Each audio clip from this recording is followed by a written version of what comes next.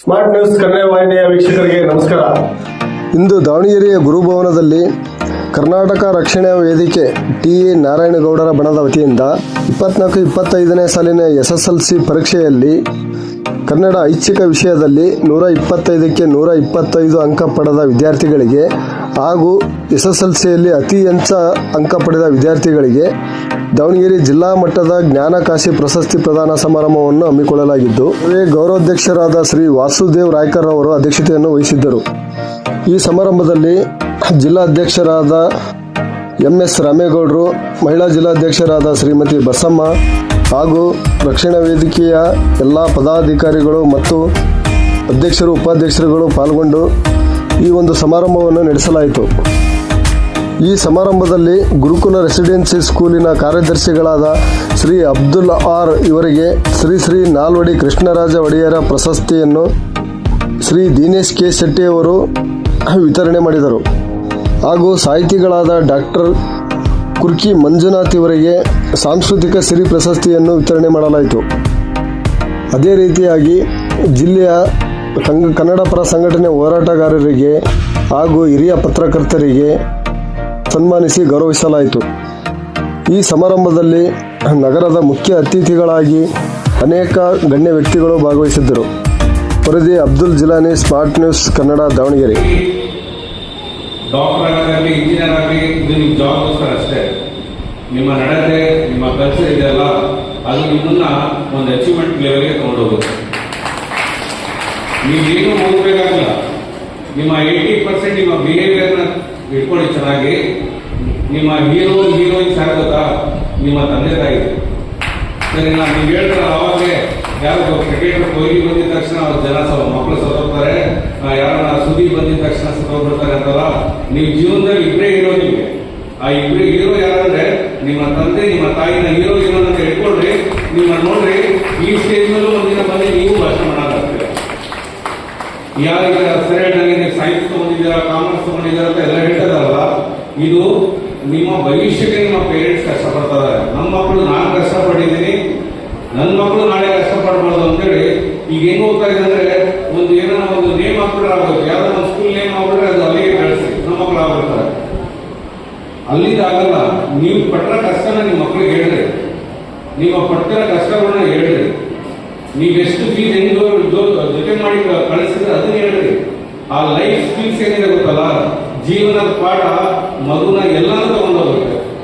ಏನೋ ಒಂದು ಹೇಳೋದು ಬೇಡ, ನಿಮ್ಮ ಜೀವನದ ಪಾಠ ಕಷ್ಟಗಳು ಹೇಳ್ಬಿಟ್ರೆ ಮಕ್ಕಳು ಈ ಸಾಧನೆ ಮಾಡಿದ ಮಕ್ಕಳಿಗೆ ಏನ್ ಸನ್ಮಾನ ಮಾಡಿದ ರಾಮೇಗೌಡ ಸರ್, ಅದು ಒಂದೊಂದು ನಿಮ್ಗೆ ನೆನಪಾಗುತ್ತೆ. ಇದು ಒಂದು ಸ್ಟೇಜ್, ಇದು ಸನ್ಮಾನ.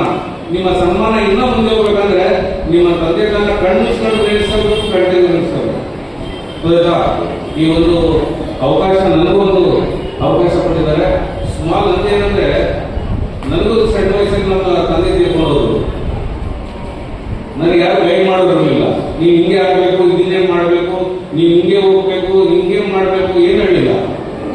ಅಪ್ಪ ತಿಳ್ಕೊಂಡು ಹೋಗಿದ ತಕ್ಷಣ ಅಮ್ಮ ನಮ್ಮನ್ನ ಹಾಸ್ಟೆಲ್ ಹಾಕಿ ದುಬೈಗೆ ಹೋಗ್ಬಿಟ್ಟು ನಮ್ಮ ಅಮ್ಮ ಒಂದು ಮಾತು ಹೇಳಿದ್ರು, ಸ್ಕೂಲ್ ಸೇರಿಸ್ಬೇಕಾದ್ರೆ, ನೋಡಪ್ಪ ನಾನು ದುಬೈಗೆ ಹೋಗ್ತಿದ್ದೀನಿ, 4 ವರ್ಷದಿಂದ 4 ಇಲ್ಲ 2 ವರ್ಷದ ಒಂದ್ಸತಿ ನಾನು ನೋಡಕ್ ಬರ್ತೀನಿ. ನಿನ್ನ ನೋಡಕ್ ಬಂದಾಗ ನಾನು ಇನ್ನಂತ ಬರಲ್ಲ, ಫಸ್ಟ್ ಪ್ರಿನ್ಸಿಪಲ್ ರೂಮ್ ಹೋಗ್ತೀನಿ. ಪ್ರಿನ್ಸಿಪಲ್ ಅಂತ ಹೋಗಿ ಕೇಳ್ತೀನಿ, ನನ್ನ ಮಗ ಹೆಂಗಿದ್ದಾನೆ ಅಂತ, ಹೆಂಗ್ ಓದ್ತಾ ಇದ್ದಾನೆ ಅಂತ. ಆ ಪ್ರಿನ್ಸಿಪಲ್ ಏನಾರ ನಿಮ್ಮ ಮಗ ಇಷ್ಟು ಕೆಟ್ಟೋಗಿದ್ದಾನಂದ್ರೆ ನಾನು ಇನ್ನೊಂದು 10 ವರ್ಷ ಬರಲ್ಲ ಅಂತ. ನಮ್ಮಮ್ಮ ಒಂದು ವರ್ಡ್ ಕೇಳಬಾರ್ದು ಅಂತ ಹೇಳಿ ನಾನು ಇವತ್ತು ಈ ಸ್ಟೇಟ್ಮೆಂಟ್ ಬಂದಿದ್ದೀನಿ. ನಮ್ಮಮ್ಮ ನಮ್ಮ ಪ್ರಿನ್ಸಿಪಲ್ ವರ್ಡ್ ಹೇಳ್ಬಿಟ್ರೆ ನಮ್ಮಮ್ಮ ಇಲ್ಲಿ 4 ವರ್ಷ ಬಿಟ್ಟು ಬಂದಿರ್ತಾರೋ, ನಮ್ಮ ಅಪ್ಪನೂ ಇಲ್ಲ, ನಮ್ಮ ಅಮ್ಮನೂ ಇಲ್ಲ ಅಂತೇಳಿ ಬೇರೆ ಇವತ್ತು ಒಂದು ಅಡಿಕೆ ಚೀಲು ನಾನು ಅಡಿಕೆ ಚೀಲು ಸೇರ್ತಾರೆ. ಯಾಕಂದ್ರೆ ಯಾರು ಬರೋ ಜೀವನದಲ್ಲಿ ನಿಮ್ಮ ಫ್ರೆಂಡ್ಸ್ ಆಗಲಿ, ನಿಮ್ಮ ರಿಲೇಷನ್ಸ್ ಆಗಲಿ, ಎಲ್ಲರೂ ನಿಮ್ಮನ್ನು ಕೆಡ್ಸಕ್ಕೆ ಬರೋದು, ನಿಮ್ಮ ಕಷ್ಟಕ್ಕೆ ಬರೋದಾದ್ರೆ ನಿಮ್ಮ ತಂದೆ ತಾಯಿ. ಈ ತಂದೆ ತಾಯಿ ಕಷ್ಟನ ನೀವು ಅರ್ಥ ಮಾಡ್ಕೊಂಡ್ರೆ ನೀವು ಸಿಗರೇಟು ಸೇರಲ್ಲ, ಗುಡ್ಕನ್ನು ಆಗಲ್ಲ, ನಾಳೆ ಏನೂ ಮಾಡಲ್ಲ. ಜೀವನದಲ್ಲಿ ನೀವು ಮುಂದೆ ಗೆಲ್ಲಿರುತ್ತೆ. ನಮ್ಮ ಅಪ್ಪ ಅಮ್ಮ ನಾನು ಎಲ್ಲಾನು ಮುಂದಕ್ಕೆ ತಗೊಂಡೋಗ್ಬೇಕು, ನಾನು ಅವ್ರ ಮಗನೋ ಮಗಳು ಅನ್ನಿಸ್ಕೊಂಡು ಒಂದು ಸಲ ನಿಮ್ಮಲ್ಲಿ ಬಂದೇ ಬರುತ್ತೆ. ಅದಕ್ಕೆ ನೀವು ಯಾವತ್ತೂ ನಿಮ್ಮ ತಂದೆ ತಾಯಿನ ಮರಿಬೇಡ್ರಿ. ಈ ಅಚೀವ್ಮೆಂಟ್ ಸಿಗೋದು ನೀವು ಎಷ್ಟು 625 620 ತಗೊಂಡಿದ್ದೀರ, ಅದು ನಿಮ್ಮ 1% ಅಷ್ಟೇ. ಅದಕ್ಕೆ 100% ಕಷ್ಟಪಡಿದ್ರೆ ನೀವು ತಂದೆ ತಾಯಿ. ನಿಮ್ಮ 1% ಕಷ್ಟ, 1% ಅವ್ರು ಹೋಗ್ತಿರೋದು ಆಟೋ ಓಡಿಸ್ತಾ ಇರೋರು, ಗ್ಯಾರೇಜಲ್ಲಿ ಇರೋರು, ಗಾಡಿ ಕಳಿ ನಿಮ್ಮನ್ನು ಶೂಟ್ ಮಾಡ್ತಾ ಇರೋರು, ಗ್ಯಾರೇಜ್ ಏನು ಗೊತ್ತಿಲ್ಲ ನಿಮಗೆ, ನಿಮ್ಮನ್ನ ಸ್ಟ್ಯಾಂಡರ್ಡ್ ತೋರಿಸ್ತಿಲ್ಲ. ಆದ್ರೆ ನೀವು ನೋಡಿ ನಿಮ್ಮ ಪೇರೆಂಟ್ಸ್ ನಿಮ್ಗಿಂತ ಕಡೆ ನಿಮ್ಮ ಪೇರೆಂಟ್ಸೇ ನಿಮ್ಗೆ ಆಗಲಿ ಅಮ್ಮ ಟೈಮ್ ಆಗಿದ್ರೆ. ಆದ್ರೆ ನಿಮ್ಮ ಮಕ್ಕಳನ್ನ ಬೇರೆ ನೋಡ್ಬೇಕು ಅನ್ನೋದು ಖುಷಿ ನಿಮ್ಮ ಪೇರೆಂಟ್ಸ್ ಅಲ್ಲಿ. ಆ ಪೇರೆಂಟ್ಸ್ ಅಲ್ಲಿ ಜೀವನದಲ್ಲಿ ಯಾವತ್ತೂ ಕಣ್ಣಿಗೆ ಹಾಕ್ಬಿಡ್ರಿ. ಆ ಪೇರೆಂಟ್ಸ್ ಅಲ್ಲಿ ಯಾವತ್ತೂ ನಗುತ್ತಾರೆ. ನಿಮ್ಮ ಜೀವನ ಸಕ್ಸಸ್ಫುಲ್ 101% ಅಂತ ಹೇಳಿ ನನಗೆ ಅವಕಾಶ ಮಾಡಿಕೊಟ್ಟು ಇದೊಂದು ಸನ್ಮಾನ ಮಾಡಿದ್ದೆ ನಾನು ಚಿರಋಣಿ. ನಾನೊಂದು ಭಗವಂತನಿಗೆ ಥ್ಯಾಂಕ್ಸ್ ಹೇಳಬೇಕು. ಈ ಒಂದು ಕಾರ್ಯಕ್ಕೆ ನನ್ನ ಸಾಧನೆ ಅಂತ ಮಾಡಿದ್ದಾರೆ ಅಂದ್ರೆ ನಾನು ಇಷ್ಟೊಂದು ದುಡ್ಡು ಸಾಧನೆ ಮಾಡಿಲ್ಲ ಸರ್.